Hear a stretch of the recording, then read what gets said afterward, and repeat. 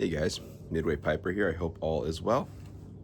Had a little bit of free time this morning before I head off to work, so I figured I'd go ahead and do my pipes and books video. Get it done today. First things first, I know it's Falcon Friday, but I'm continuing Artisan Thursday with another Chris Harriott pipe. It's a Squat Rhodesian, you guys know it.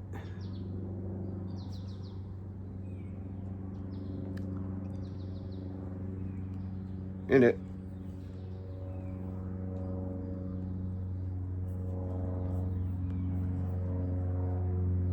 Ken Byron Ventures Dark Fire Cherry.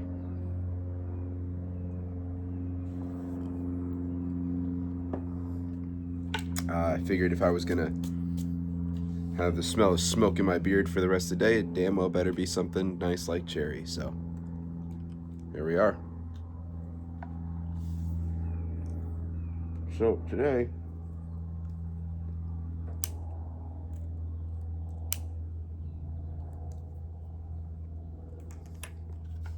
we'll go ahead and start off with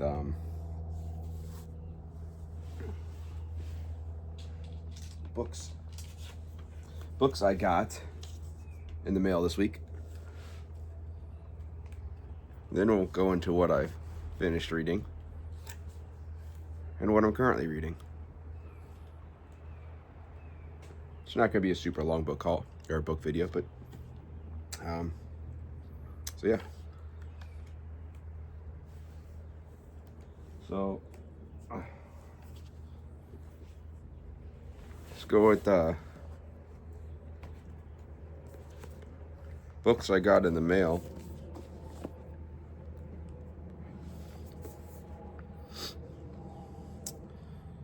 Slow Down or Die: The Economics of Degrowth. And it's written by a French economist challenging the myth of continual growth for an economy. Sounded interesting. And it is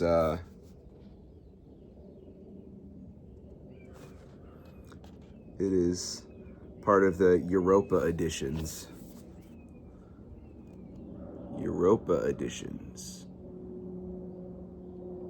So I picked that up. Sounded interesting. It's different.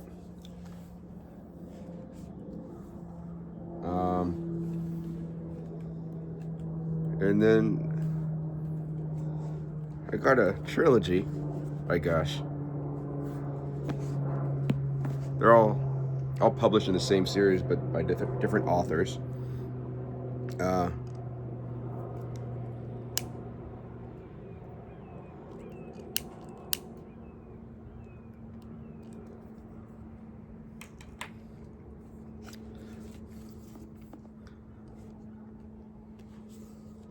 Ralph Waldo Emerson, Nature and Other Essays.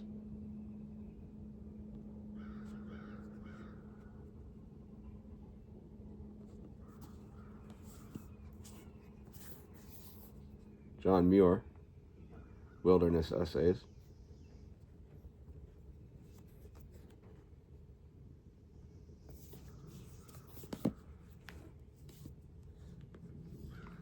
And Henry David Thoreau,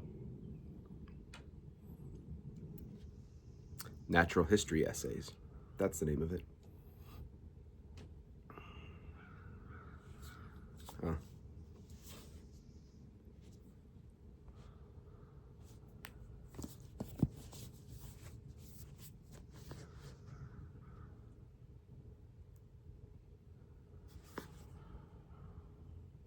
Look nice. Look nice together. And then I also continued.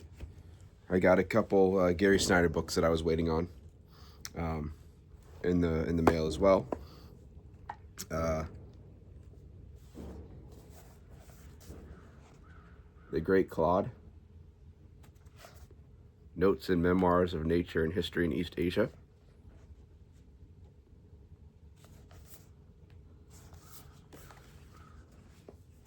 And Conversations with Gary Snyder.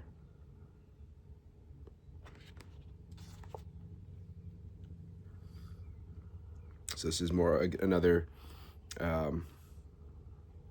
collection of essays and interviews with Gary Snyder. So adding to my Gary Snyder collection, speaking of which, we'll make a quick jump to two books I finished this week because they were both short poetry books by Gary Snyder. So I'll jump into that real quick. I read This Present Moment, and this was a newer publication of collection of some of his poems that I had not read, so I picked that one up. And then I also did his other poetry book, Rip Rap and Cold River Mountains. Of course, this book wouldn't have the bibliography in it. Yeah, I think it's Rip Rap and Cold River Mountains.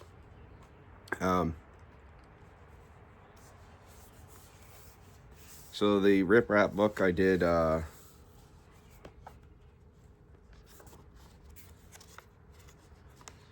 was the audio that was read by Gary Snyder.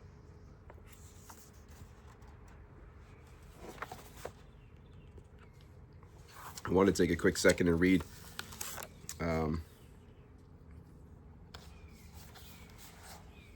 sort of a poem from this book. I read it, and it kind of hit me hard once I realized about halfway through what it was actually about. So I'll give you that before we start reading. He wrote this about the death of his wife. It's called Go Now. You don't want to read this, reader. Be warned, turn back from the darkness. Go now. And about death and the death of a lover. It's not some vague meditation or a homily, not irony, no God or enlightenment or acceptance or struggle with the end of our life. It's about how the eyes sink back and the teeth stand out after a few warm days. Her last breath, and I still wasn't ready for that breath, that last to come at last. After 10 long years, so thin that the joints showed through, each sinew and knob, Shakyamuni coming down from the mountain, after all that fasting, looked plumper than her. Anyone that's not familiar, real quick, with any sort of anything about Buddhism, that's a reference to when the Buddha tried to renounce everything, including food. You'll often see a depiction of him in sort of a very skeletal frame, and he's making the comparison that his wife wasting away was thinner than that. We sang back then. She could barely walk, but she did. I gave her the drugs every night, and we always kissed sweetly and fiercely after the push. Kissed hard, and our teeth clacked, her lips dry, fierce. She was all bones, breath, and eyes. We hadn't made love in 8 years. She had holes that drained all the time in her sides. New ones that came and came. And she talked when she could. Daughters, mothers, sister, cousins, friends, and all, in and out of the room. Even the hardened hospice nurse in tears. Good night, sweetheart. Well, it's time to go. Our duet, cheek to cheek, for the last 6 weeks. She watched the small nesting birds in the tree just outside. Then she died. I sponged her and put on a blouse with sleeves to cover gaunt elbows, a long gauzy skirt. I was alone. Then they came. One daughter cried out, "She's a corpse," and stood fixed outside on the deck. It was warm. The third day, the van from the funeral home came for her. Backed up close to the door, I helped roll her into the sheets, slid on a gurney, and wheeled to the car, and they drove up the rough gravel hill. Our family group standing there silent as I turned, held my breath, and closed my eyes to the sky. 5 days of heat, and they called me, just Kai and me, to come witness cremation. It cost extra. Only the two of us wanted to be there to see. We followed the limousine through a concrete yard with hoppers of gravel, through a gate beyond that to an overgrown sheet metal warehouse that once was a body shop, to the furnace and chimney room. It looked like a kiln for a potter. There was a cardboard coffin stacked up, empty around. The young man at the desk and a table filled out papers, sweating, as we set out the incense and bell, the candle, and I went to light the cardboard coffin and opened the lid. The smell hit like a blow. I had thought that the funeral home had some sort of cooling, like a walk-in. Maybe they did, but it didn't help much. Her gaunt face, more sunken, dehydrated, eyes still open but dull, teeth bigger, her body for sure, my sweet lady's body down to essentials, and I placed 2 books on her breast, books she had written to send on her way, looked again and again, and closed it and nodded. He rolled it up close, slid the box into the furnace, locked down the door. Like loading a torpedo, we burned incense and chanted texts for impermanence, and all beings who had lived or whoever will yet, things writ only in magic. And just for the dead, not for you, dear reader, watching the temperature gauge on the furnace, firing with propane, go steadily up. So now we can go. Maybe I know where she's gone. Kai and I, one more time, take a deep breath. This is the price of attachment. Worth it, easily worth it. Still in love, being there, seeing and smelling and feeling it, thinking farewell. Worth even the smell.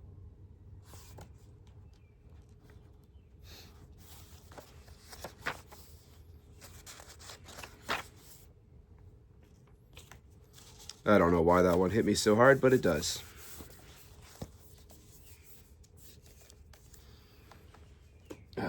All right. Last book I got this week.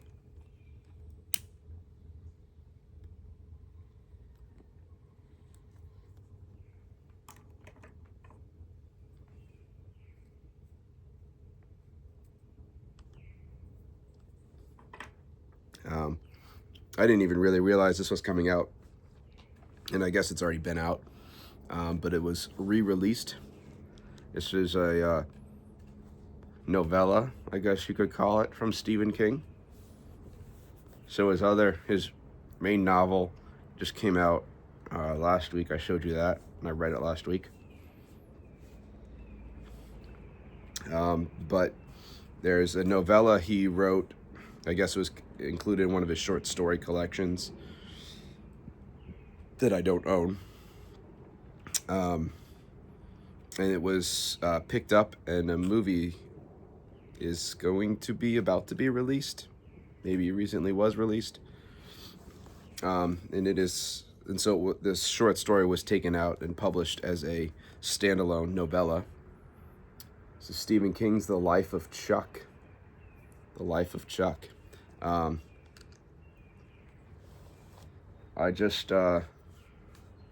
finished it this morning. Good. A good story. I enjoyed it a lot. It is very hard to explain. The story sort of takes place in the end first.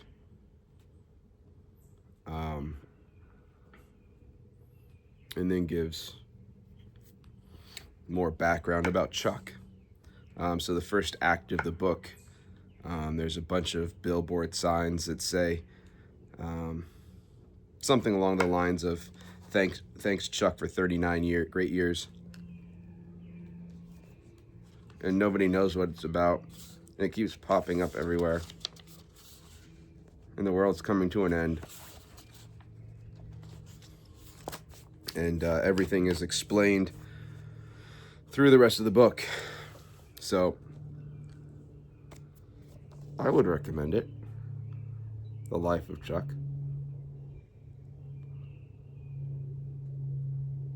There's a tiny little supernatural edge to it. I'll definitely see the movie now. That's for sure. As per always. I'm sure the book will be much better than the movie, but, you know, whatever.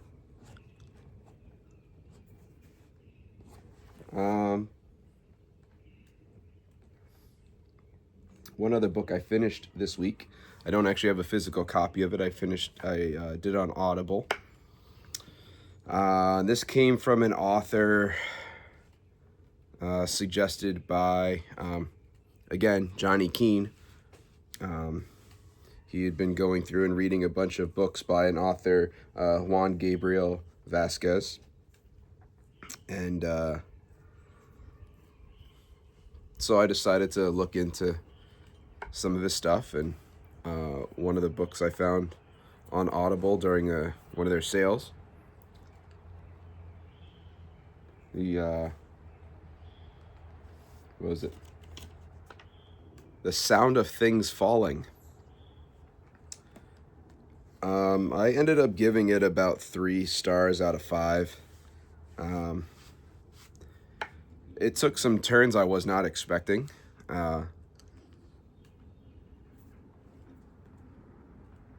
I guess you could call him the main character. I guess the best way to describe it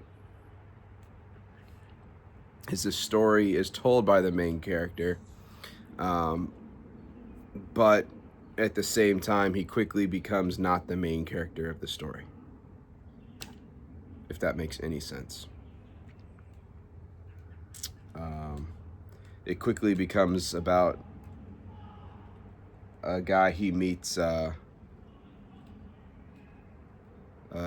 guy that he meets at a bar, essentially, at a playing pool with,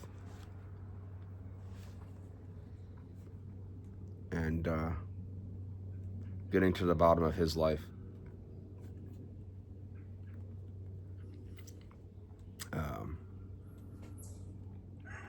A lot of the most of the story takes place in Colombia. A little bit about the drug trade.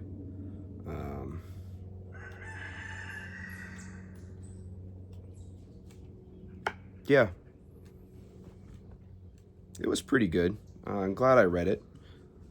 Am I going to pick up another book by him? I don't know. But I'm glad I read the book. It was pretty good.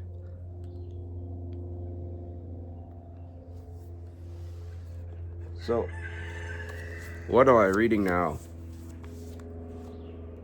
I think I showed this before. It was a very insanely, stupidly busy week. So I haven't made much progress on the physical read, and that was Nobody Home by Gary Snyder, writing on Buddhism and living in places. This is a book of a series of interviews with a South African woman. I just finished the first of the interviews when she's younger and very much a South African female feminist, trying to get an idea of some of the things that Gary Snyder was writing about, and him maybe not so subtly shooting down some of the severe feminist themes that she tries to equate to his poetry. And finally, I'm going to start reading, because I just finished The Life of Chuck. I'm going to start doing, I got on Audible, I think it was a free download actually, Civil Disobedience by Henry David Thoreau. So I'm not going to do Walden right now, so this is 2 books, Walden and Civil Disobedience. Walden is the main one he's most known for. Civil Disobedience is also sort of well known for. It's like an hour on audio, so I'm going to jump into that before this crazy weekend gets going. I don't want to get started on anything too major before the weekend and all the nonsense that that's going to entail. So, got a couple other audiobooks I want to get started, but they are in the 30+ hour range, and I'm not starting that right now. So, all right, that's it. That's all I got. I will talk to you guys in the next video. Have a good one. Bye.